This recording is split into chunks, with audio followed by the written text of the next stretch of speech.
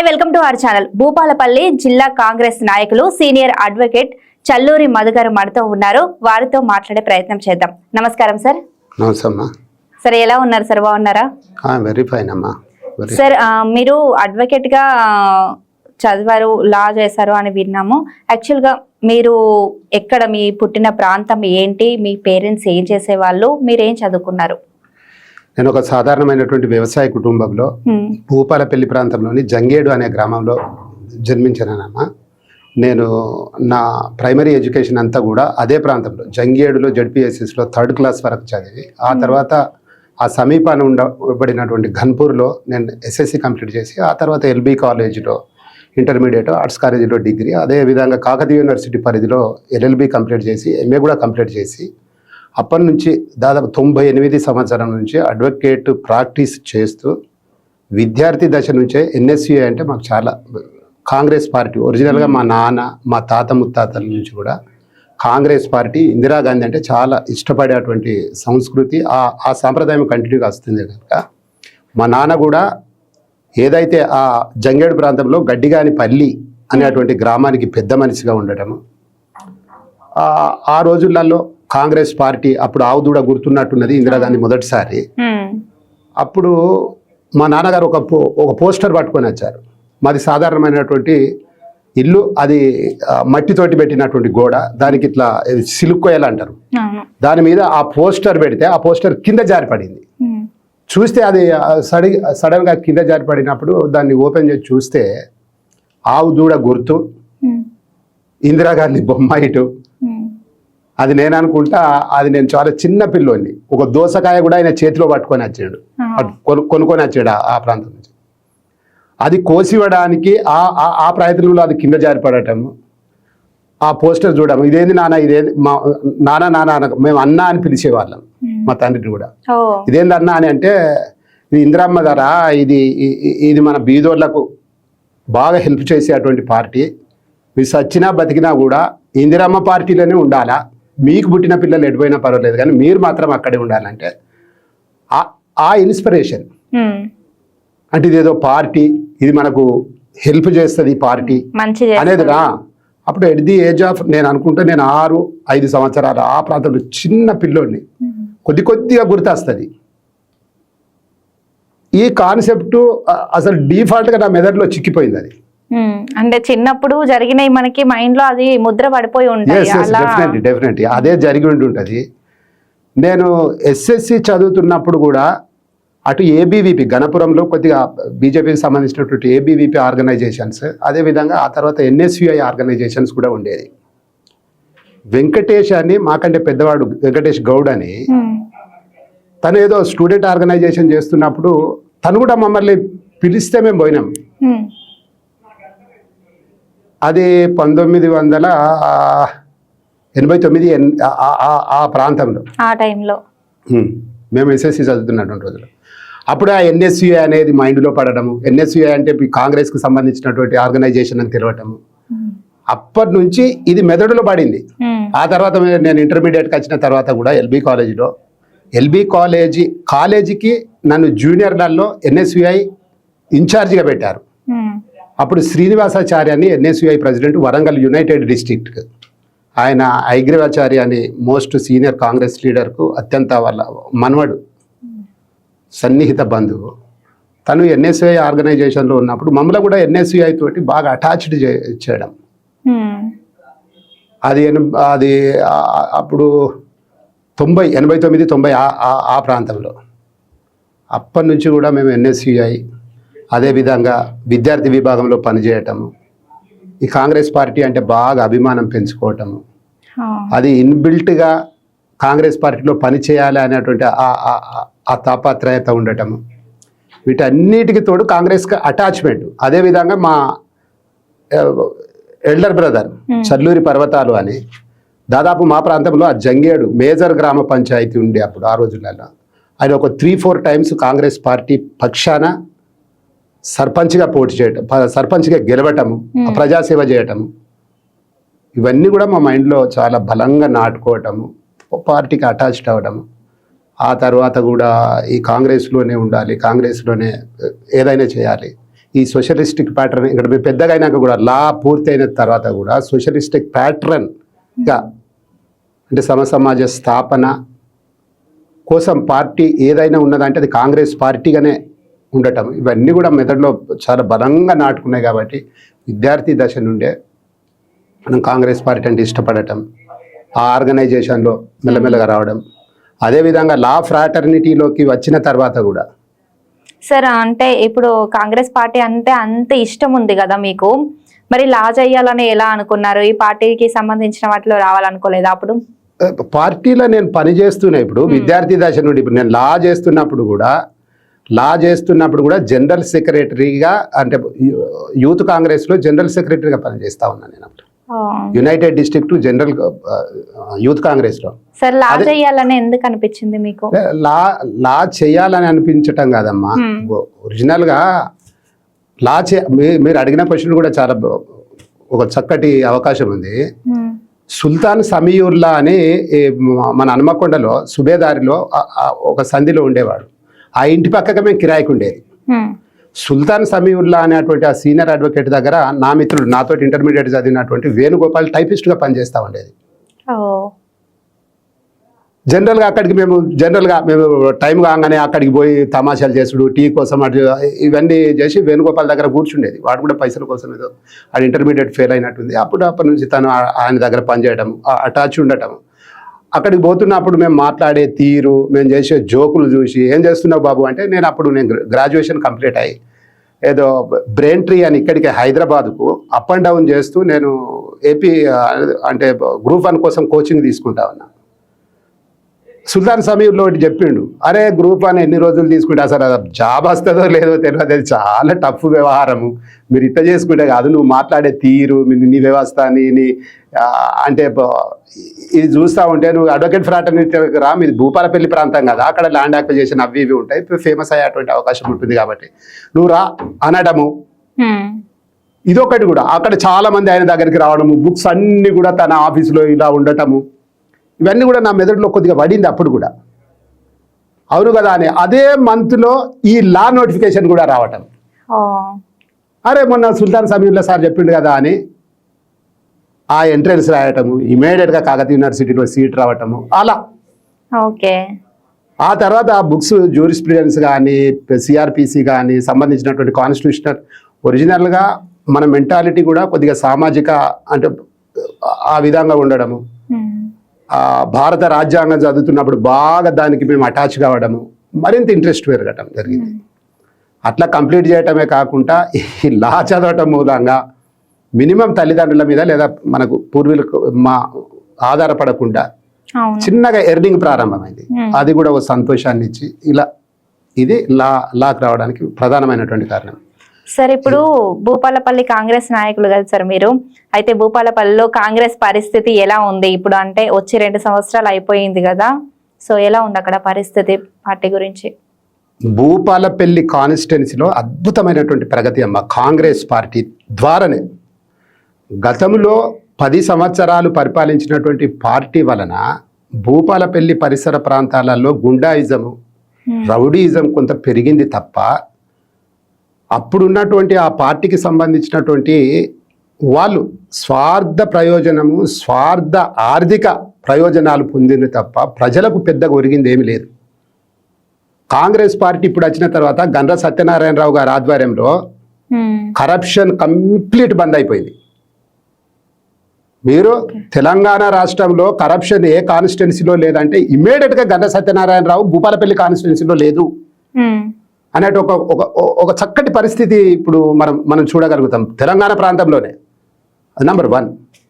అదేవిధంగా అనేకమైనటువంటి ప్రభుత్వ ఆస్తులను కూడా కొల్లగొట్టడానికి చూస్తున్నటువంటి చాలామందిని ఆయన కట్టడి చేయగలిగారు.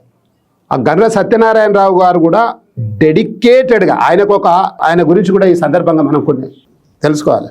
ఎమ్మెల్యే గారి ఆధ్వర్యంలో అవుట్ సోర్స్, కలెక్టర్ గారు ఎమ్మెల్యే గారి ఆధ్వర్యంలో అవుట్ సోర్స్ జాబ్స్ కానీ కొన్ని చిన్న ఏదైతే ఈ ఉద్యోగాలకు సంబంధించినటువంటి అంశాలు వారు చేసే అటువంటి పరిస్థితిలో ఉంటారు. ఓ 2-3 పోతారు అనుకోండి, ఒక పోస్ట్ ఏదో క్రియేట్ అయింది అవుట్ సోర్స్ నుంచి, 1-2 పోస్టులు క్రియేట్ అయినాయి, వాటిని నింపేందుకు ఆయన దగ్గరికి పోతారు అనుకోండి. ఓ ఎస్సీ బాయ్ పోతాడు, ఓ బీసీ బాయ్ పోతాడు, ఎస్టీ బాయ్ నాకు పలానా మెడికల్ కాలేజీలో ఏదో 2 పోస్టులు ఉన్నాయంటే సార్ కొద్దిగా అవకాశం ఉంటే నాకు చూపండి అంటే వాళ్ళని చూసి వాళ్ళ బయోడేటా చూసి ఫస్ట్ బ్రదర్ మీరు ఏమనుకోకండి 2 పోస్టులు ఉన్నాయి, మీరు 3 వచ్చిండ్రు కానీ ఈ ఎస్టీ పిల్లోనికి ఇద్దాము, తర్వాత ఎస్సీ పిల్లోనికి ఇస్తాము, బీసీ నువ్వు నెక్స్ట్ పోస్ట్ నీకు ఉంటే మనం అవకాశం చేస్తాను. అంత సోషలిస్టిక్ ప్యాటర్న్ లా.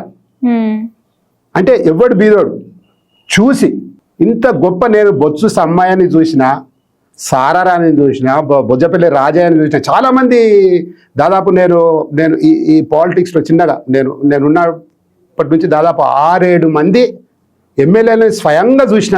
కానీ గండ్ర సత్యనారాయణరావు గారి ఆయనలో ఉండబడినటువంటి సోషలిస్టిక్ ప్యాటర్న్ సేవ నాకు ఏ ఎమ్మెల్యేలో కనపడలే. అదొకటి గ్రేట్ గా చెప్పుకోవాలి. సరే ఆయన మీద కొద్దిగా తీసుకున్నా కూడా ఆలోచించి తీసుకునే వాళ్ళు. ఆలోచించటం కాదమ్మా, ఒకడు పారాగాన్ చెప్పులు తీసుకొని పోతాడు, ఒక పారాగాన్ చెప్పులు వేసుకొని పోయే అబ్బాయి ఆయన దగ్గరికి పోయి ఒకడు షూ వేసుకొని పోయితే పారాగాన్ చెప్పులు ఉన్న అబ్బాయికి ఫస్ట్ ప్రయారిటీ ఇస్తా ఉన్నాడు. ఇద్దరు బీదోళ్ళు అయినప్పటికీ, అంటే ఇద్దరు బీదోళ్ళు అత్యంత బీదోళ్ళకి ప్రయారిటీ ఇస్తా ఉన్నాడు.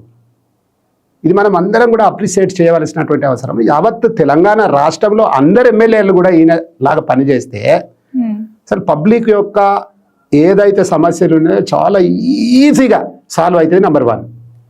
అదే కాకుండా అక్కడ శ్రీధర్ బాబు గారు సీనియర్ మినిస్టర్ మా భూపాలపల్లి జిల్లా ప్రాంతంలో, వీరు కూడా చాలా సీనియర్ పొలిటీషియన్ అయినా కూడా మొదటిసారి ఎమ్మెల్యే అయ్యారు.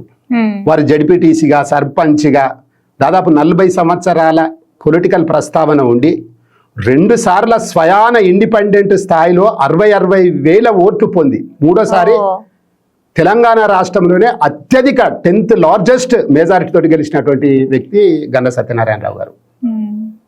దానికి తోడు కరప్షన్ వద్దు అని ఇప్పటి వరకు ముఖ్యమంత్రి గారి నియోజకవర్గం తర్వాత అత్యంత ఎక్కువ ఫండ్ తేగలిగినటువంటి వ్యక్తి భూపాలపల్లి కాన్స్టిట్యున్సీ ఎమ్మెల్యే గండ్ర సత్యనారాయణరావు గారు. సార్ మరి కాంగ్రెస్ కి వ్యతిరేకత వస్తుంది అని వింటున్నాము, ప్రజల్లో వ్యతిరేకత ఉంది అని వింటున్నాము. అది కేటీఆర్ గారు క్రియేట్ చేసినటువంటి యూట్యూబ్ల ప్రచారం తప్ప ఈ ఏదైతే ఈ క్షేత్ర స్థాయిలో కాంగ్రెస్ పార్టీ మాత్రమే ఎస్సీ, ఎస్టీ, బీసీ, మైనారిటీ వర్గాల వారికి సేవ చేస్తుంది. కాంగ్రెస్ పార్టీ మరో 2 సార్లు 3 సార్లు వస్తే గత ప్రభుత్వం చేసినటువంటి అప్పులను కూడా పూర్తిగా తీర్చి తిరిగి మళ్ళీ ఆర్థిక పరిస్థితిని స్టేబుల్గా చేయగలుగుతుంది. There is no any other alternative party except Congress party మాత్రమే బీదలకు, ఎస్సీ, ఎస్టీ, బీసీ, మైనారిటీ వర్గాలే కాకుండా అగ్రవర్ణంలో ఉండబడినటువంటి బీద వాళ్లకు ఏదైనా పార్టీ నిజమైనటువంటి సర్వీస్ చేస్తుందంటే కాంగ్రెస్ పార్టీ మాత్రమే అని మెజారిటీ పీపుల్ నమ్ముతా ఉన్నారు. ఈ అవాక్కులు చెవాక్కులు కేటీఆర్ గారి మాటలు, వాళ్ళ ఎంటైర్ మాటలు ప్రజలను నమ్మించేటువంటి పరిస్థితి చేస్తుంది. కానీ స్వయాన వాళ్ళ చెల్లకే మోసం చేసి ఎల్లగొట్టిన పార్టీ చిన్నమ్మ బిడ్డకు నేను బంగారు గాజులు పెడతానంటే నమ్మేటువంటి కథలు లేరు తెలంగాణ రాష్ట్రంలో. తెలంగాణ ప్రజలు కూడా చాలా సోషలిస్టిక్ ప్యాటర్న్ని అర్థం చేసుకునేటువంటి వ్యక్తులు ఉన్నారు. ఈ తెలంగాణ గడ్డ అంటేనే విప్లవాలకు ఒక అద్భుతమైనటువంటి వ్యవస్థ, నిజమైనటువంటి సేవకులు ఎవరో ఎంతో కాలం గుర్తించకుండా ఉండేటువంటి పరిస్థితి లేదు. కాబట్టి గత పాలనను, టీఆర్ఎస్ పాలనని క్లియర్గా చూశారు. 16,000 కోట్ల రూపాయల మిగులు బడ్జెట్ ఉన్నటువంటి రాష్ట్రాన్ని 8 లక్షల కోట్లకు అప్పులు చేసి ప్రతి వ్యక్తి మీద, నీ తల మీద, నా తల మీద, నాకు పుట్టబోయే బిడ్డ తల మీద కూడా దాదాపు 2.5 లక్షలకు ఎబోవ్ అప్పు చేసి ఈ రాష్ట్రాన్ని ఆర్థికంగా అధోగత పాలు చేసి సప్పుడు చేయక ఫామ్ హౌజులలో పండుకునేటువంటి వ్యక్తులు, ఆ వ్యక్తులు క్రియేట్ చేసినటువంటి యూట్యూబ్ ఛానళ్ళ ద్వారా మాత్రమే ప్రజాదరణ కాంగ్రెస్ మీద తగ్గిపోతుంది అంటున్నారు. కానీ అద్భుతమైనటువంటి కానీ ప్రజాదరణ. కాంగ్రెస్ పార్టీ వచ్చిన తర్వాత డెవలప్మెంట్ ఏం లేదు. ఆ 10 సంవత్సరాల్లో అయిన డెవలప్మెంట్ మాత్రమే ఉంది. ఇప్పుడు కొత్తగా డెవలప్మెంట్ ఏం చేసింది లేదని తెలంగాణ ప్రజలు అంటున్నారు. ఆ 10 సంవత్సరాలలో డెవలప్మెంట్ లేదమ్మా. ఆ 10 సంవత్సరాలలో ఉన్నది వాళ్ళు చెప్పే డెవలప్మెంట్ కాళేశ్వరం ప్రాజెక్ట్ అంటా ఉన్నారు. కాంగ్రెస్ పరిపాలనలో 1947లో మనకు స్వతంత్రం వస్తే 1947 ఎండింగుల్నే ప్రారంభించి హీరాకుడ్ ప్రాజెక్ట్ అనేది ప్రపంచ దేశాలలోనే అతి పెద్ద ప్రాజెక్టుని కట్టగలిగినటువంటి పార్టీ కాంగ్రెస్ పార్టీ. తెలంగాణ ప్రజలకైతే యూజ్ అయింది కాళేశ్వరం ప్రాజెక్టే కదా సార్. ఇప్పుడు కాళేశ్వరం కాదమ్మా, కూలేశ్వరం అయిపోయింది. అది 1,00,000 కోట్ల రూపాయలు, 30,000 కోట్ల రూపాయలతోటి పూర్తి అయ్యేటువంటి ప్రాజెక్టుని 1,00,000 కోట్లకు బడ్జెట్ పెంచి రీడిజైన్ల పేరుతో కాసుల కకృతి కోసము కాంట్రాక్టర్ల కాళ్ళ దగ్గర మనం పైసా వసూలు చేసి కట్టినటువంటి డబ్బుని కాంట్రాక్టర్ల కాళ్ళ దగ్గర గుమ్మరిచి 20%, 30% కాంట్రాక్టర్ల దగ్గర నుంచి తీసుకొని కాళేశ్వరం ప్రాజెక్టు చుక్క నీరు రాలే. మాది కాళేశ్వరం అంటే మా భూపాలపల్లి జిల్లా కాళేశ్వరం టెరిటోరియల్లో కలిగి ఉన్నటువంటిది. భూపాలపల్లి జిల్లాకు ఏ సర్వే నంబర్కు ఒక్క చుక్క నీరు కూడా రాలేదు. 1-2 సంవత్సరాలలోనే కాళేశ్వరము 2 బ్యారేజీలు కూలిపోయేటువంటి పరిస్థితి వచ్చింది కదా. ఒక్క చుక్క నీరు కూడా అక్కడ ఆగటం లేదు. కాళేశ్వరం తెలంగాణ వచ్చిన తర్వాతనే దాదాపు ఈ సిద్దిపేట గాని, కరీంనగర్ గాని, వరంగల్ గాని, వేములవాడ గాని, వేములవాడలో అయితే కనీసం తాగడానికి వాటర్ కూడా దొరికేది కాదు. తెలంగాణ గవర్నమెంట్ వచ్చాక గ్రౌండ్ వాటర్ అనేది ఎంత పెరిగిందో నేను ప్రత్యేకంగా మీకు చెప్పాల్సిన అవసరం లేదు. గ్రౌండ్ వాటర్ పెరిగిందన్నది మీకు కూడా తెలుసు, కానీ చెప్పరు ఎందుకు. ఇప్పుడు స్టాటిస్టికల్ రిపోర్ట్ ని ముందట పెట్టమంటే పెడతా. అంతకు ముందు ఎక్కడికి వెళ్ళినా కూడా చిలకలు, పత్తి చేనులు తప్పితే పొలం ఎక్కడ కనిపించేది కాదు. అది మీకు కూడా తెలుసు సార్.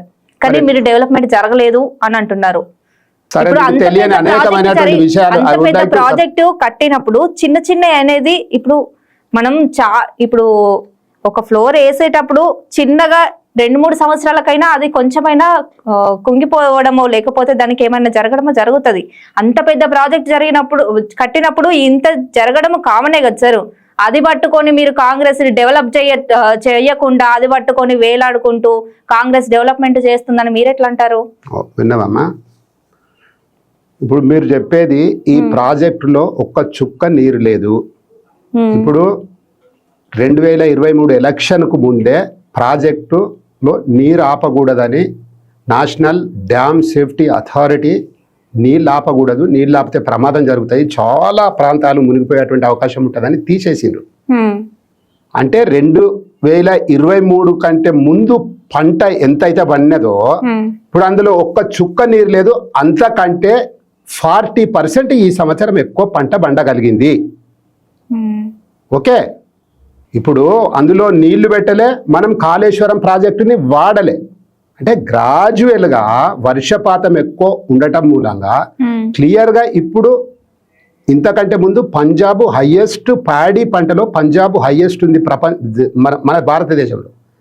తెలంగాణ రాష్ట్రము ఈ సంవత్సరము ఉత్తమ్ కుమార్ రెడ్డి గారు ఈ శాఖ చూస్తూ ఉన్నారు, సంబంధించినటువంటి ప్రాజెక్టు ఇరిగేషన్ శాఖ.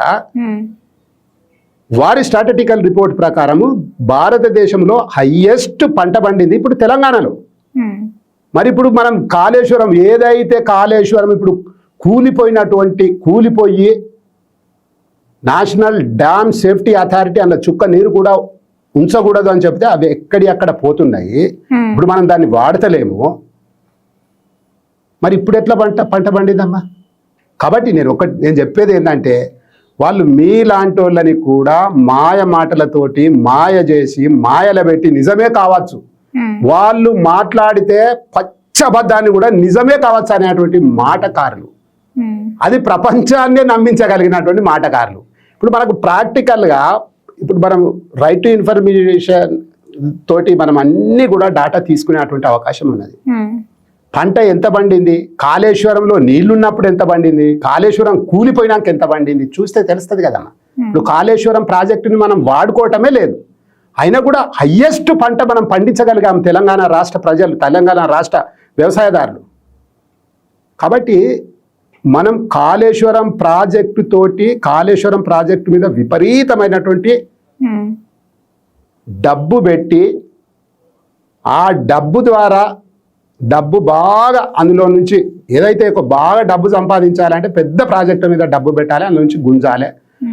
ఆ గుంజినటువంటి డబ్బుతోటి మదమెక్కి మాట్లాడడం తప్ప తెలంగాణలో తెలంగాణని సర్వనాశనం చేసిన పార్టీ ఏదన్నా ఉందంటే కేసీఆర్ గారి ఆధ్వర్యంలో జరిగినటువంటి టీఆర్ఎస్ బీఆర్ఎస్, ఇది తప్ప ఇంకోటి కాదు. మున్ముందు కూడా ఇలాంటి పార్టీలను గెలిపిస్తే మాయ మాటలతోటి మనుషులని మొత్తం సైకాలజికల్గా కూడా మరోవైపు తీసుకుపోయి వాళ్ళ స్వార్థ ప్రయోజనాల కోసమే. హరీష్ రావు గారి పరిస్థితి 2023 కంటే ముందే ఏంది, కేటీఆర్ గారి పరిస్థితి 2014 అంటే మన తెలంగాణ రాష్ట్రంలో టీఆర్ఎస్ పరిపాలనకు వచ్చిన కంటే ముందు వాళ్ళ ఆర్థిక పరిస్థితి ఏంది, ఇప్పుడేంది. ఈ 14 దాదాపు 10 సంవత్సరాలలో ఆ మతలాబ్ ఏదో మాకు కూడా చెప్తే మేమందరం కూడా అట్లా ఆస్తిపరులం అవుతాం కదా. కేసీఆర్ గారు తన ఫియట్ కారుకు ఇన్స్టాల్మెంట్ కట్టుకోవటానికి వీలు లేకుండే అది ఎవరో డాక్టర్ ఇన్స్టాల్మెంట్ కట్టిండట 2015-14 ముందు. అయినా విమానాలు కొనే పరిస్థితికి ఎట్లా వచ్చిందమ్మా అంటే విషయం చెప్తున్నా. కాబట్టి ఈ రాష్ట్రాన్ని ఏం చేసిండు, ఈ రాష్ట్రాన్ని వాళ్ళ పరిపాలనలో ఏం చేసిండు, ఈ రాష్ట్ర ప్రజల సంపదని ఏ విధంగా దోచుకున్నారు, ఈ రాష్ట్ర ప్రజల ప్రతి వ్యక్తి మీద ఎంతెంత అప్పు చేసిండు అనేది ఆ పాయింట్ని మనం ప్రజలకు చెప్పవలసినటువంటి అవసరం ఉంది.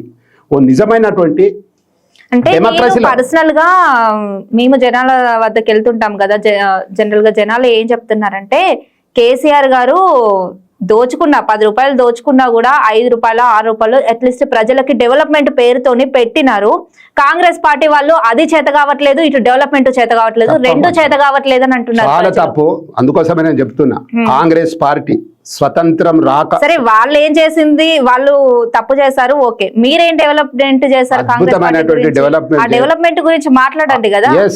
మేము అద్భుతమైనటువంటి ఈ 2 సంవత్సరాలు ఏం డెవలప్మెంట్ జరిగింది అది ప్రజలకు తెలియటం లేదు. అద్భుతమైనటువంటి డెవలప్ ఇప్పుడు ప్రారంభమైంది. మేము ఇచ్చినటువంటి ప్రతి గ్యారంటీని కూడా ఒక్కొక్కటిగా నెరవేరుస్తా ఉన్నాం. ఉచిత బస్సు ప్రయాణానికి మేము ఇప్పుడు అంకురార్పణ చేసి ఉచిత బస్సు ప్రయాణం, ఉచిత బస్సు అని అంటున్నారు. కానీ జనాలు కావాల్సింది రెండే అమ్మా, బస్సు వల్ల చాలా ప్రాబ్లమ్స్ వస్తున్నాయని అంటున్నారు. ప్రాబ్లమ్స్ వస్తున్నాయని ఎవరు అంటారు? టీఆర్ఎస్ వాళ్ళు అంటున్నారు. టీఆర్ఎస్ వాళ్ళు ఎందుకంటే అమ్మగారింటికి ప్రజలందరూ టీఆర్ఎస్ అంటారా? ప్రజలు అంటలేనమ్మా, నువ్వు ప్రజలు అనటం అనేది తప్పు. ఒకవేళ ప్రజలైతే దాన్ని తిరస్కరించి ఇప్పటి వరకే ప్రజలు ఆల్రెడీ మీరు జనాల్లోకి వెళ్ళండి. మనకు కావాల్సిందమ్మా, మేము ఇప్పటి వరకే 56,000 ఉద్యోగాలని మేము ఫిల్ చేయగలిగాము. వాళ్ళ 10 సంవత్సరాల కాలంలో రకరకాలుగా 50,000 ఉద్యోగాల 56,000 దాదాపు ఈ 2 సంవత్సరాల్లోనా రావును. మరి ఒక్క నోటిఫికేషన్ కనిపించలేదు కదా. నోటిఫికేషన్ ఎందుకు కనిపించలేదమ్మా? గ్రూప్ 1 నోటిఫికేషన్ ఇచ్చాము, గ్రూప్ 2 నోటిఫికేషన్ ఇచ్చాము, రిలీజ్ చేశాము. నిన్నగాక మొన్న అద్భుతంగా మనము స్టేడియంలో ఒక్కొక్కరికి దాదాపు 22,000 మందికి పిలిచి అందరికి ముఖ్యమంత్రి గారి ద్వారా నియామక పత్రాలు ఇచ్చారు కదమ్మా. మీరు పత్రాల వరకే ఉంటున్నాయి, ఉద్యోగం పత్రాలు కాదమ్మా. జైన్ అయిపోయినారు సందర్భంగా అయిపోయినారు అని చెప్పట్లేదు. జైన్ అయి నౌకరీ చేస్తారమ్మా, పత్రాల వరకే ఇస్తున్నారు, జైన్ అవ్వట్లేదని చెప్తున్నారు. మీరు ఇప్పుడు నువ్వు యాంకర్ గా ఉండి మీరు జైన్ అయినారమ్మా, జైన్ అయినారు. గ్రూప్ 1 అధికారులుగా వాళ్ళు ఇప్పుడు ప్రభుత్వ సర్వీస్ లోకి జైన్ అయినారు. గ్రూప్ 2 మొన్న ఎంఆర్ఓలుగా అంటే డిప్యూటీ ఎంఆర్ఓలుగా జైన్ అయినారు. అదే విధంగా అసిస్టెంట్ ఎంప్లాయ్మెంట్ ఆఫీసర్స్ గా దాదాపు 14 సర్వీసులలో టీచర్లు, ఈ విధంగా టీచర్లు కూడా డిఎస్సి కూడా మేము నిర్వహించగలిగాము. ఇవన్నీ వాళ్ళు రకరకాల అంటే లాకనాస్ తోటి కోర్టులకు పోయి ఆ 10 సంవత్సరాలలో సింగిల్ పోస్ట్ కూడా నింపలే. వాళ్ళు ఉన్నప్పుడు నోటిఫికేషన్ పడినా కూడా ఆ నోటిఫికేషన్ ని పూర్తి చేసి ఉద్యోగ నియామక పత్రాలు ఇచ్చి వాళ్ళని ఉద్యోగులుగా చేర్చలేదు. రేవంత్ రెడ్డి గారు వచ్చిన తర్వాత దాదాపు 56,000 ఉద్యోగాలు అప్పుడు నోటిఫికేషన్ పడినవి కూడా పూర్తి చేసి మనము నోటిఫికేషన్ పడినాయి. ఇప్పుడు వాళ్ళు సాలరీస్ పొందుతున్నారమ్మా. అప్పుడు పడినటువంటి అన్ని అవుట్ సోర్స్ ఉద్యోగాలు ఒక్క గ్రూప్ 1 అధికారి కూడా కేసీఆర్ గారి 9.5 సంవత్సరాల పరిపాలనలో సింగిల్ ఉద్యోగం అంటే గ్రూప్ 1 కానీ ఏది నింపలే except union public service commission చేసేటువంటి ఒక 7-8 సార్లు యూనియన్ పబ్లిక్ సర్వీస్ కమిషన్ చేసినటువంటి ఐఏఎస్ ఐపీఎస్ మినహాయించి అది ఎక్కడ కేంద్ర ప్రభుత్వం డెఫినెట్ చేయవలసిందే. మేము వచ్చిన తర్వాత ఉద్యోగ క్యాలెండర్ రిలీజ్ చేశాము. ఉద్యోగ క్యాలెండర్ ప్రకారము ప్రతి నోటిఫికేషన్ మేము వేయగలిగాము. అంతకంటే ముందు నోటిఫికేషన్ ఉండబడినటువంటి ఉద్యోగాలకు నియామక పత్రాలు ఇవ్వగలిగాము.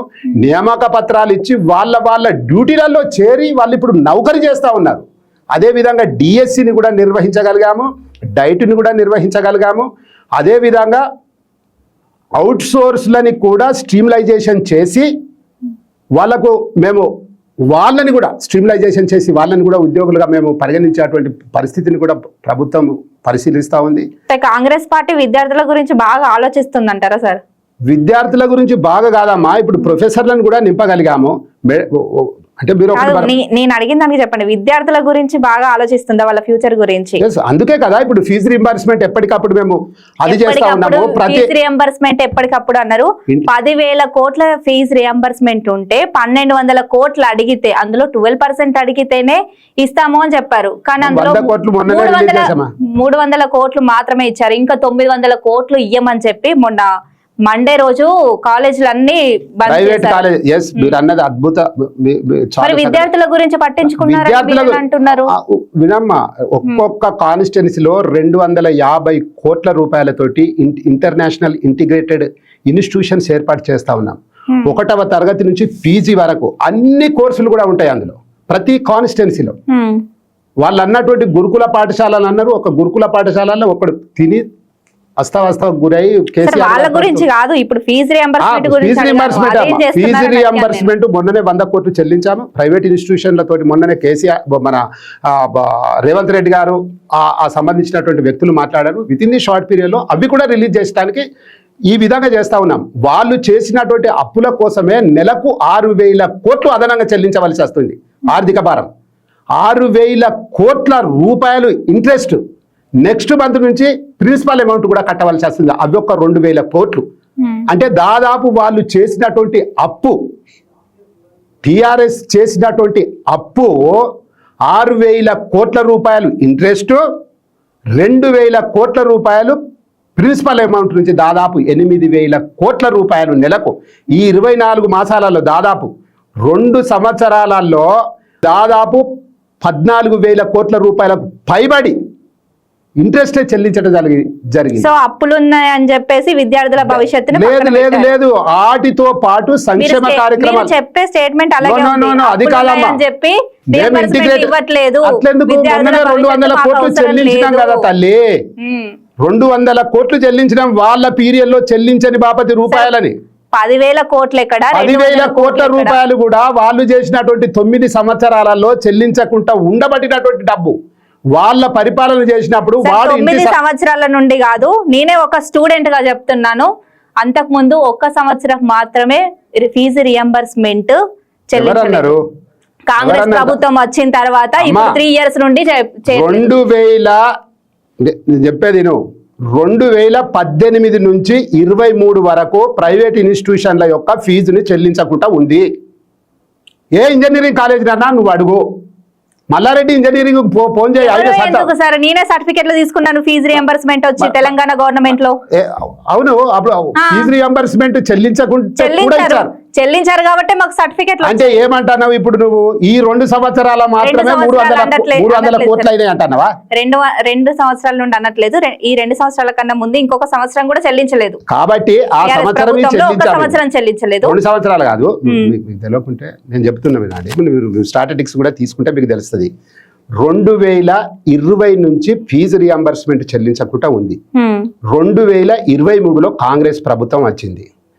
ఎప్పుడైతే వాళ్ళు దాదాపు నేను అనుకుంటా 300 కోట్ల రూపాయలకు పైబడి ఆ ప్రభుత్వంలోనే కొంత ఫీజు రియంబర్స్మెంట్ చెల్లించకుండా ప్రైవేట్ ఇన్స్టిట్యూషన్లకు ఒక మనం చెల్లించవలసిన ఏదైతే భారం ఉంది తెలంగాణ రాష్ట్ర ప్రభుత్వంలో, దఫల వారీగా మనకు ఉండబడినటువంటి ఆర్థిక వనరులను సమన్వయం చేసుకుంటూ గతంలో ఉండబడినటువంటి ఏదైతే రియంబర్స్మెంట్ ఉన్నాయో అవి ప్రస్తుతం కొనసాగించాలి కాబట్టి, ప్రభుత్వాన్ని కొనసాగించాలి కాబట్టి నిజాయితీగా మేము కొన్ని ఒప్పుకుంటాం. డెఫినెట్ మనకు ఆర్థిక పరిస్థితి అంత అనుకూలంగా ఆరోగ్యంగా తెలంగాణ రాష్ట్రంలో లేదు. అద్భుతమైనటువంటి మిగులు బడ్జెట్ ఉండబడినటువంటి రాష్ట్రము ఆ 9 సంవత్సరాల పరిపాలనలో ఆర్థిక వ్యవస్థని అస్తవ్యస్తం చేసి వాళ్ళు దిగిపోయారు. అస్తవ్యస్తం చేసినటువంటి ఆర్థిక వ్యవస్థను మనము డెఫినెట్ మనం సర్దుకోవాలా. It is our primary duty to అంటే డెవలప్ అవర్ ఈ ఫినాన్షియల్ సిచ్యువేషన్ డెఫినెట్ మనం చేసుకోవాల్సిందే. అందులో కొంత మేము డెఫినెట్ వాటిని సర్దాలే.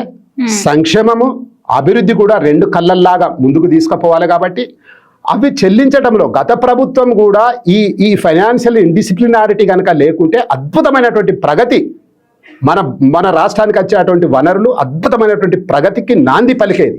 ఆ ప్రభుత్వం చేసినటువంటి తప్పు మా అయ్య కనుక మా ఇంటిని సర్వనాశనం చేసిపోయింది అనుకో, అమ్మ తాగి గీగి ఆగమాగం అప్పులు చేసి నా మీద పెట్టిపోయింది అనుకో. ఇవి చెల్లించడానికి నా పిల్లలకు పెళ్లి చేయడానికి కొంచెం తండ్రిగా కష్టమవుతుంది. మీ తాత కనుక బాగా అప్పు చేసి పోయితే మీ నాన్న మీద చాలా ఆర్థికమైనటువంటి కష్టాలు పడుతుంది. నీకు పెళ్లి చేయాలన్నా కూడా చాలా కష్టపడవలసి వస్తుంది. ఇప్పుడు మన తాతని నాశనం చేసి పాయే. There is no any other alternative. మనం ఇది సర్దుకోవాలి. ఈ ఫైనాన్షియల్ డిసిప్లినారిటీని మనం ఒక గాడిలో పెట్టుకొని పోతా ఉన్నాం. దాదాపు ఒక్కొక్కటిగా మేము నెరవేరుస్తూ వస్తూ ఉన్నాం. అద్భుతమైనటువంటి ప్రణాళిక ప్రకారం మనం ముందుకు పోతా ఉన్నాం. ఇష్టమైనటువంటి వాళ్ళు చెప్పేటువంటి మాటలను కానీ వాళ్ళు చేసేటువంటి స్థితికి కానీ పొంతన ఉండదు. వాళ్ళు ఎన్ని చెప్తా ఉండరు, మేము వచ్చినప్పుడు ఇట్లా చేసినాం అట్లా చేసినాము, మా మీసాలు ఇట్లా మీసాల మీద నిమ్మకాయలు కాదు కదా, చక్కెర చుక్క కూడా నిలబడేటువంటి పరిస్థితి లేకుండా చేసిపోయింది. కాబట్టి ఒక్క విషయం అమ్మా, మేము యూనివర్సిటీకి పోయి మాట్లాడగలుగుతా ఉన్నాం. 9-10 సంవత్సరాలలో వాళ్ళు యూనివర్సిటీ ముఖం చూసేందుకు ఇది పడేది వాళ్ళకు. యూనివర్సిటీకి ఎప్పుడు పోలే. నిన్న కాక మొన్న యూనివర్సిటీకి పోయినాం. ముఖ్యమంత్రి గారు పోయిను, వాళ్ళకు హామీ ఇచ్చారు యూనివర్సిటీలో ఒక్క పోస్ట్ కూడా ఖాళీ ఉండకుండా నిర్వహించేందుకు మళ్ళీ అతి త్వరలో వస్తానని ధైర్యంగా ముఖ్యమంత్రి గారు ఒక యూనివర్సిటీ గడ్డకు పోయి వితౌట్ ఎనీ సెక్యూరిటీ వెళ్ళి రావటం అంటే ఆ ధైర్యము, ఆ సాహసము, ఆ చేస్తాము అనేటువంటి ఒక విశ్వాసాన్ని కల్పించడమే కాదు, విత్ ఇన్ ది షార్ట్ పీరియడ్లో ఏ యూనివర్సిటీలో కూడా అసోసియేటెడ్ కానీ అసిస్టెంట్ ప్రొఫెసర్లను అన్నిటికీ కూడా నింపేందుకు, సంబంధించినటువంటి యూనివర్సిటీ ఇంటిగ్రిటీలను కూడా కాపాడేందుకు, విశ్వవిద్యాలయాలను తిరిగి ఏదైతే స్థాపించినామో కాంగ్రెస్ పార్టీలో ప్రపంచంతోటి పోటీ పడగలిగినటువంటి ఇన్స్టిట్యూషన్ని స్థాపించినటువంటి చరిత్ర కాంగ్రెస్ పార్టీది. బాంబే ఐఐటి కానివ్వండి, వినండి అమ్మా ఒక్క నిమిషం. బాంబే ఐఐటి కానీ ఏ పీరియడ్లో అయింది, కలకత్తాలో ఐఐఎం కానీ ఏ పీరియడ్లో అయింది.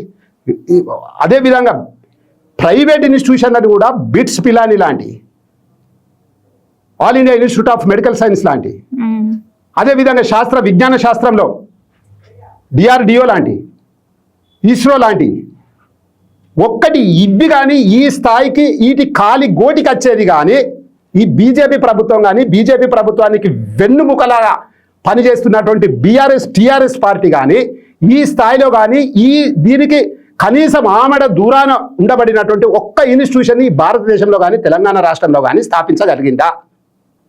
ఈరోజు మనము పాకిస్తాన్ మీద కానీ చైనా మీద కానీ బరాబరి పోరాడడానికి ఆ రోజు కాంగ్రెస్ పరిపాలనలో ఉన్నటువంటి బాబా అటానమిక్ రీసెర్చ్ సెంటర్ లాంటి ఒక అత్యున్నతమైనటువంటి ఇన్స్టిట్యూషన్స్ మనం భారతదేశంలో స్థాపించుకుంటేనే కదా, మనం ప్రోక్రాన్ లాంటి గొప్ప అటామిక్ రీసెర్చ్ సెంటర్లు స్థాపిస్తేనే కదా మనం ఇది చేయగలిగింది. హాల్లో హిందుస్థాన్ ఏరోనాటికల్ లిమిటెడ్లో స్కడ్స్ మిసైల్స్ లాంటి ఒక అత్యున్నతమైనటువంటి యుద్ధ విమానాలను చేయగలిగేటువంటి స్థాయికి మనం వచ్చినామంటే ఆ రోజు కాంగ్రెస్ పరిపాలనలో స్థాపించబడినటువంటి ఇన్స్టిట్యూషన్సే కదా. బాక్రా నంగల్, నాగార్జున సాగర్, పెన్నా నాగవల్లి వంశధార ఇలాంటి అనేకమైనటువంటి ప్రాజెక్టులు ఎవరి కాలంలో జరిగినాయి. ఇప్పటి వరకు చిన్న ఇటుక బిడ్డ కూడా కదలకుండా ఉండబడినటువంటి నాగార్జున సాగర్ 1956-57 ఆ ప్రాంతంలో నిర్మించబడింది. ఇప్పటి వరకు చెక్కు చెదరకుండా ఉంటే కాళేశ్వరం పేరట 1,00,000 కోట్ల రూపాయలు హెచ్చించి కట్టినటువంటిది 2 సంవత్సరాలకు కూలేశ్వరంగా మారింది. ఇది కదా మన బీఆర్ఎస్ ప్రభుత్వం చేసింది. చించి స్లిప్పర్స్లతో తిరిగిన వాళ్ళు విమానాలు స్వయాన విమానాలు కొని తిరిగే అటువంటి స్థాయికి ఎట్లా వచ్చారు? మేము అడిగేది ఏంటంటే కాంగ్రెస్ పార్టీ మాత్రమే ఈ భారతదేశంలో కానీ రాష్ట్రంలో కానీ నిజమైనటువంటి సేవ చేయగలిగినటువంటి మౌలికమైనటువంటి ఉద్దేశాలు ఉండబడినటువంటి పార్టీ కేవలం కాంగ్రెస్ పార్టీ మాత్రమే. ఇది ఒక సెక్యులర్ పార్టీ. కాబట్టి నేను పూర్తి స్థాయిలో నా దగ్గర అదే కాకుండా పార్లమెంటరీ ప్రజాస్వామ్య వ్యవస్థని కూడా ఒక స్టేబుల్గా ఉంచగలిగినటువంటి పార్టీ కాంగ్రెస్ పార్టీ. ఎస్, ప్రతి పార్టీ కూడా కొంత తప్పులు చేయవచ్చు. అతి తక్కువగా తప్పులు చేసినటువంటి పార్టీ ఏదైనా ఉన్నదంటే అది కాంగ్రెస్ పార్టీ. అత్యంత ఎక్కువ తప్పులు చేసి ప్రజలని ముంచే పార్టీ ఏదైనా, ఈ ప్రజలని అసలు లేవకుండా చేసి ఆర్థిక వ్యవస్థని చిన్న భిన్నం చేసి సర్వనాశనం చేసి 8 లక్షల 9 లక్షల కోట్లకు పైబడి అప్పులు చేసిపోయిన పార్టీ ఏదైనా ఉన్నదంటే బీఆర్ఎస్ పార్టీ. వాళ్ళు చేసినటువంటి అప్పులకు మనం తప్పనిసరి భరించవలసినటువంటి అవసరం ఉన్నది. అందుకోసమే ఆర్థికవేత్తలతోటి గతంలో వరల్డ్ బ్యాంకులో పనిచేసినటువంటి వాళ్ళు, అదేవిధంగా రిజర్వ్ బ్యాంకులో పనిచేసినటువంటి చైర్మన్ స్థాయిలతోటి కూడా కాంగ్రెస్ పార్టీ, ప్రత్యేకించి రేవంత్ రెడ్డి గారు, శ్రీధర్ బాబు గారు, ఆర్థిక మంత్రి బట్టి విక్రమార్క గారు, వీళ్ళందరూ కూడా వాళ్ళతో ఎప్పటికప్పుడు చర్చిస్తూ ఆర్థిక అంటే ఫైనాన్షియల్ డిసిప్లినారిటీని తెలంగాణ రాష్ట్ర ప్రభుత్వం ఏ విధంగా పాటిస్తే ఈ భారం తగ్గుద్ది, ఈ అప్పులన్నీ చెల్లించగలుగుతాము, గతంలో ప్రభుత్వం చేసినటువంటి అప్పులను ఏ విధంగా చెల్లించగలుగుతాము, అప్పులు చెల్లించడంతో పాటు ప్రిన్సిపాల్ అమౌంట్ ఏ విధంగా కట్టగలుగుతాము, అదేవిధంగా సంక్షేమము, అదేవిధంగా ఈ ఆర్థిక పరిస్థితి, ఈ రెండింటిని కూడా సమంగా ఏ విధంగా ముందుకు తీసుకుపోతామని ఎవ్రీ మినిట్ దాదాపు రోజుకు 16 గంటల చొప్పున అందరు మంత్రులు, ఎమ్మెల్యేలు కూడా పనిచేస్తూ ఈ రాష్ట్రాన్ని ప్రగతి వైపు ప్రయాణింపచేయడానికి కృషి చేస్తున్నటువంటి తెలంగాణ రాష్ట్రంలో ఉండబడినటువంటి కాంగ్రెస్ ప్రభుత్వాన్ని మనం అప్రిషియేట్ చేయకుంటే మనం కూడా తప్పు చేసిన వారం అవుతాం అనేది నా ప్రధానమైనటువంటి ఉద్దేశం. ఓకే సార్, ఇప్పుడు కాంగ్రెస్ పార్టీయా, బీజేపీ పార్టీయా, బీఆర్ఎస్ పార్టీయా అనేది జూబ్లీ హిల్స్ ఎలక్షన్స్ లో అయితే తేలుద్ది. సరే జూబ్లీ హిల్స్ ఎలక్షన్స్ లో ఇప్పుడు ఎలా జరుగుతుంది ప్రచారం అదంతా? మీరు నవీన్ యాదవ్ గారికి సపోర్ట్ చేస్తున్నారు అని విన్నాము. ప్రజల నుండి ఆదరణ ఎలా ఉంది? అద్భుతమైనటువంటి ఆదరణ ఉందమ్మా. మాకు షేక్పేటలో మేము కూడా ఇన్ఛార్జిగా ఉన్నాము. షేక్పేటలో గౌరవ భూపాలపల్లి శాసనసభ్యులు బూత్ నంబర్ 35, 36, 37 అండ్ 38 షేక్పేటలో ఉండబడినటువంటి దాదాపు 4000 ఓట్లకు ఈ 4 బూతులలో గౌరవ భూపాలపల్లి ఎమ్మెల్యే సత్యనారాయణరావు గారు ఇన్ఛార్జిగా ఉండి నాకు 35 బూత్ నంబర్ 35 ఇచ్చారు. ఆ విధంగా నాతోటి పాటు అందరం కూడా మేము ఆ ప్రాంతంలో చాలా ముసల్మాన్ లోగ్ ఉంటారు, వాళ్ళంతా కూడా డైరెక్ట్గా చాలా అద్భుతంగా నవీన్ యాదవ్ గారిని ఎక్కువ ఓట్లేసి గెలిపించాలనేది వాళ్ళు ఒక నిర్ణయానికి వచ్చారు. గతంలో 42-43% మాత్రమే అక్కడ ఓట్లు పోలైనాయి. వాళ్ళు పెద్దగా ఇంట్రెస్ట్ చూపేవాళ్ళు కాదు. ఇప్పుడు దాదాపు 70% పోలవడానికి వాళ్ళు ఒక కార్యాచరణ మేమందరం కూడా వాళ్ళని కూడా ఈ విధంగా చెప్పినాము. వాళ్ళు కూడా అంటున్నారు ఏంటి, అధికారంలో ఉండబడినటువంటి పార్టీ ఇప్పుడు ఎవరు గెలిచినా ఎవరు ఓడినా రేవంత్ రెడ్డి గారికి వచ్చే ముప్పు కానీ లేదా కాంగ్రెస్ పార్టీకి వచ్చే ముప్పు కానీ ఏమీ లేదు. అధికార పార్టీని గెలిపించుకోవటం మూలంగా మరింత అభివృద్ధి జరిగేటువంటి అవకాశం ఉంటుంది అని అక్కడ గతంలో ఎంఐఎంతో కలిసి టీఆర్ఎస్ పార్టీ ఉండబడినటువంటి వాళ్ళందరూ కూడా టీఆర్ఎస్కు సంబంధించిన వాళ్ళు కూడా మేమందరం కూడా ఈసారి కాంగ్రెస్ పార్టీని అత్యధిక మెజారిటీతోటి గెలిపిస్తాము. ఎందుకంటే అధికారంలో ఉండబడినటువంటి పార్టీ కాబట్టి మరింత మనకు హెల్ప్ తీసుకునేటువంటి అవకాశం ఉంటుంది. వాళ్ళు పెద్దగా వాళ్ళు ఏదో సంక్షేమ కార్యక్రమాలను, సంక్షేమ పథకాలను వాళ్ళు కోరుకోకపోయినా కూడా కనీస మౌలిక వసతులు, రోడ్లు క్లీన్ చేయటము, ఎవ్రీడే నీళ్లు రావటము, అక్కడ ఉండబడినటువంటి చెత్త చెదారము తీసుకుపోవడము, ఇలాంటి మౌలికమైనటువంటి వసతులను మాత్రమే వాళ్ళు ఆశిస్తూ ఉన్నారు. ఈ దాదాపు జూబ్లీ హిల్స్ పరిసర ప్రాంతాలలో కూడా మేము చాలా డివిజన్లలో కూడా పర్యటించాము. అన్ని చోట్ల కూడా అద్భుతంగా అధికార పార్టీని గెలిపించటం మూలంగా ప్రభుత్వంలో ఉండబడినటువంటి పథకాలన్నింటినీ కూడా ఈ ప్రజలకు పంచేటువంటి అవకాశం ఉంటుంది. కాబట్టి అందరూ కూడా ఒక క్లియర్గా వచ్చేసారు. ఇంక్లూడ్ చాలామంది బీఆర్ఎస్కు సంబంధించినటువంటి సింపథైజర్లు కూడా వాళ్ళే చెప్తా ఉన్నారు, కాంగ్రెస్ పార్టీకి ఓటేయటం ఇప్పుడు ఇప్పుడు యంగ్ డైనామిక్ లీడర్ని గెలిపించుకోవడం నవీన్ యాదవ్ గారిని, అదే విధంగా అమ్మాయిని గెలిపిస్తే ఇప్పుడు ఉన్నటువంటి ఆ పెద్ద ఆవిడ ఆమె సరే కొంత సింపతి ఉన్నప్పటికీ డెఫినెట్ వాళ్ళందరూ కూడా అధికారంలో ఉండబడినటువంటి పార్టీ వైపు మొగ్గు చూపుతా ఉన్నారు. ఎంఐఎం కాంగ్రెస్ పార్టీ కూడా సంయుక్తంగా ఈ కార్యాచరణ తీసుకుంది కాబట్టి అత్యధిక మెజారిటీ తోటి దాదాపు ఐఎమ్ ఎక్స్పెక్టింగ్ దట్ నేను అనుకుంటాను 45,000 నుంచి 50,000 మధ్యలో మెజారిటీ తోటి గెలిచేటువంటి అవకాశం ఉంది. మేము అన్ని అపార్ట్మెంట్లలో కూడా చూసామమ్మా. అక్కడ అపార్ట్మెంట్లలో కూడా అపార్ట్మెంట్ అసోసియేషన్స్ వాళ్ళు కూడా మేము డెఫినెట్ ఈసారి కాంగ్రెస్ పార్టీకి ఓటేస్తాము. గతంలో బీఆర్ఎస్కి వేసినప్పటికీ బీఆర్ఎస్ చేసింది ఏం లేదు, శూన్యం. ఇక్కడ ఆ యూటర్న్ కూడా తీయలే, అక్కడ చెత్తా చెదారం కూడా తీయకుండా ఉన్నది. ఇవన్నీ కూడా ఆ షేక్పేట పరిసర ప్రాంతాల్లో యూసుఫ్గూడలో కూడా మేము కొంత పరిశీలన చేశాము. ఏ పార్టీ వైపు మొగ్గు ఉందని చూస్తే అద్భుతంగా కాంగ్రెస్ పార్టీకి పట్టం కట్టేది మాకు క్లియర్ గా విశ్వాసం వచ్చేసింది. ఎందుకంటే ప్రజలు ఏమంటున్నారంటే బీఆర్ఎస్ కే వస్తుంది, బీఆర్ఎస్ కే ఓటేస్తారు, బీఆర్ఎస్ గెలుస్తుంది అనే టాక్ నడుస్తుంది. టాక్ నడుస్తుంది. నేను ప్రత్యక్షంగా నేను దాదాపు ఇప్పుడు 10 రోజుల నుంచి యూసుఫ్ కూడా, షేక్పేట, అరవింద్ నగర్ ఆ ప్రాంతంలో నేను ఇల్లు తిరిగినోడిని. మేము తిరిగిన ప్రాంతంలో దాదాపు గతంలో మేము అక్కడ ప్రతి ఒక్క ఓటర్ లిస్టుని చెక్ చేసుకుంటూ ఇంటింటి ప్రచారం నిర్వహించినటువంటి వ్యక్తులలో నేను 35 బూత్ నెంబర్ 35 షేక్పేటలో నేను ఇన్ఛార్జి. నేను ప్రతి దాదాపు ఒక 2,000 మందికి పైబడి డైరెక్ట్గా కలిసినటువంటి వ్యక్తిని. గతంలో కొంతమంది గతంలో అక్కడ మేము బీఆర్ఎస్కి వేసినాం కానీ మేము అని బీఆర్ఎస్ వాళ్ళందరూ కూడా మాతో తిరిగిండ్రు. ఎందుకంటే అక్కడ ఇప్పుడు డెఫినెట్ అధికార పార్టీని గెలిపించటం కారణంగా అధికారంలో ఉండబడినటువంటి అధికారులను మనం పని తీసుకోవచ్చు. వీళ్ళని గెలిపిస్తే వచ్చేది లేదు, పోయేది లేదని వాళ్ళు క్లియర్గా వాళ్ళు అండర్స్టాండింగ్కి వచ్చేసారమ్మా. నేను అనుకుంటున్నాను ఈసారి కనీ విని ఎరగనట్టు దాదాపు 65 నుంచి 70% ఓట్లు పోలయ్యేటువంటి అవకాశం ఉన్నది. పోలైనటువంటి ఓట్లలో దాదాపు 65%కు పైబడి కాంగ్రెస్కు పోలయ్యేటువంటి అవకాశం ఉన్నది. దాదాపు 40,000 నుంచి 50,000 మధ్యలో మెజారిటీ తోటి నవీన్ యాదవ్ గారు 14వ తారీఖు నాడు వాళ్ళ రిజల్ట్లో డిస్ప్లే అవుతుంది.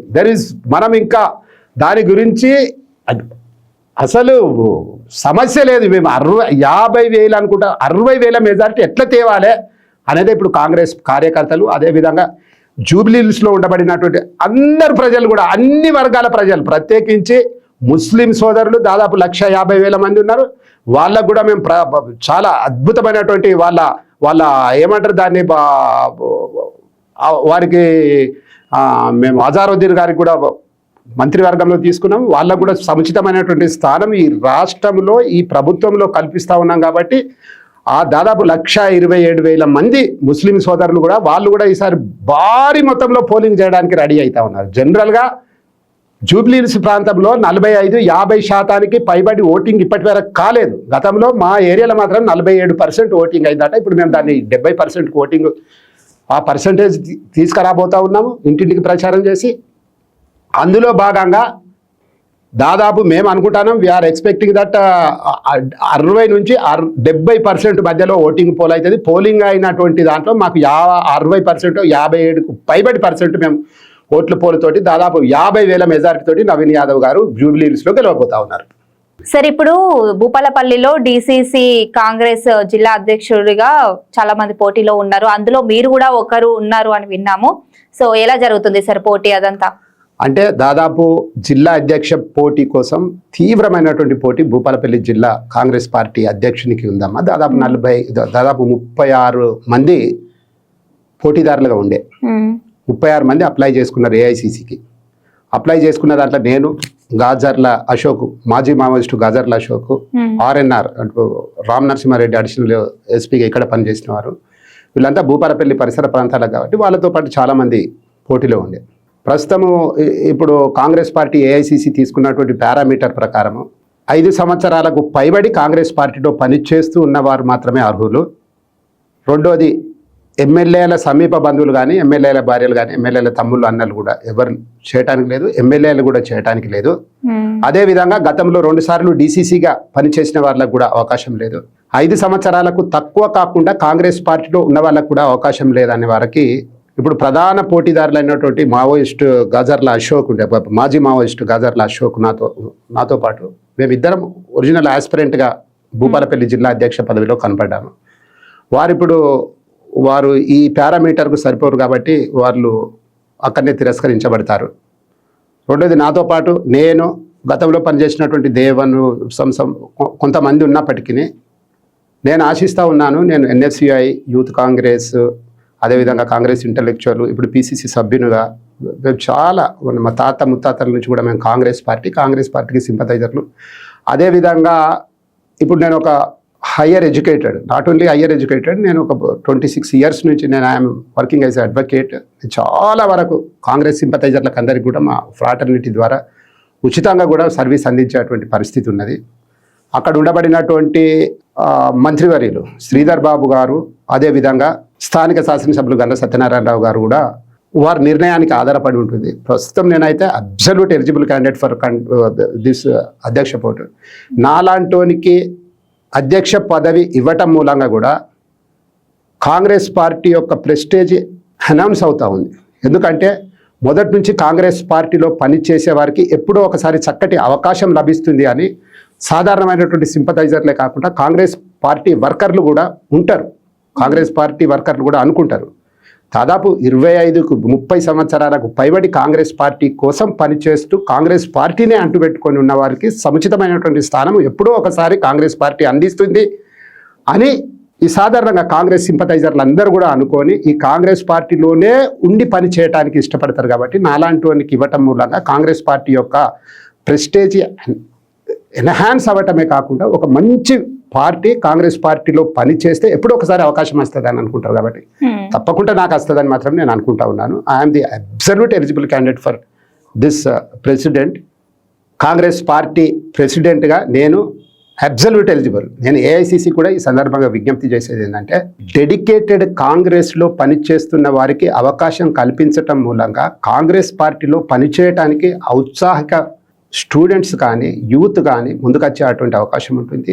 మేము కాంగ్రెస్ పార్టీ నుంచి అక్కడ గెలిచి వలసపోయి బీఆర్ఎస్కు వలసపోయి మొత్తం కాంగ్రెస్ని తుడిచిపెట్టకపోయిన సందర్భంలో అక్కడ నిలువుగా నిలబడి కొట్లాడి గండ్ర సత్యనారాయణరావు గారికి ఆతోడు చేతోడుగా ఉండి హయ్యెస్ట్ మెజార్టీ తెప్పించడంలో మేము ప్రాథమిక భూమిక పోషించినటువంటి వ్యక్తులుగా మేము ఐ వుడ్ లైక్ టు అంటే మేము రిక్వెస్ట్ చేసేది ఏమిటంటే, కాంగ్రెస్ పార్టీలో డెడికేటెడ్గా పనిచేస్తున్న వారికి కాంగ్రెస్ పార్టీ పదవి ఇవ్వటం అనేది సముచితమని ఈ సందర్భంగా తెలియజేస్తా ఉన్నాను. సో చూసారు కదా చెల్లూరి మధు గారి ఇంటర్వ్యూ. జూబ్లీహిల్స్ ఎలక్షన్స్ లో కాంగ్రెస్ పార్టీ గెలుస్తుంది అని చెప్పేసి గట్టిగా చెప్తున్నారు. ఏమవుతుందో చూడాలి. Okay sir, thank you sir, thank you so much. Okay, thank you very much అమ్మా.